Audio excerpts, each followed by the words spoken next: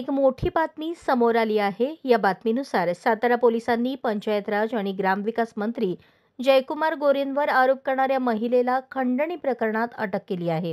सातारा पोलिसांनी महिलेला 1 कोटींची खंडणी स्वीकारताना अटक केली आहे। माहितीनुसार प्रकरण मिटवण्यासाठी महिलेने 3 कोटींची मागणी केली होती। त्यापैकी 1 कोटींची खंडणी स्वीकारताना त्या महिलेला सातारा पोलिसांनी अटक केली आहे। सातारा स्थानिक गुन्हे शाखेने कारवाई करत मंत्री गोरेंवर आरोप करणाऱ्या महिलेला अटक केली। गेल्या काही दिवसांपूर्वी या महिलेने मंत्री गोरेंवर गंभीर आरोप केले होते।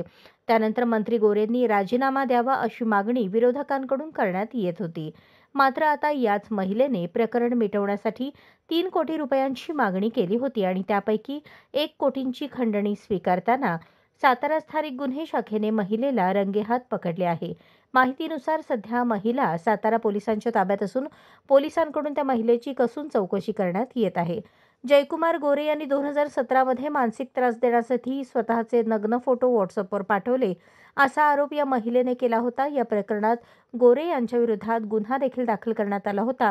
मात्र 2019 मध्ये या प्रकरणात न्यायालयाने निकाल देत गोरे यांना निर्दोष मुक्त करत जप्त केलेला मुद्देमाल आणि मोबाईल नष्ट करण्याचे आदेश गोरे यांना न्यायालयाने दिले होते। अशाच नवनवीन अपडेटसाठी जनता राज्य न्यूज चॅनलला सबस्क्राइब करा, लाईक करा आणि शेअर करायला विसरू नका।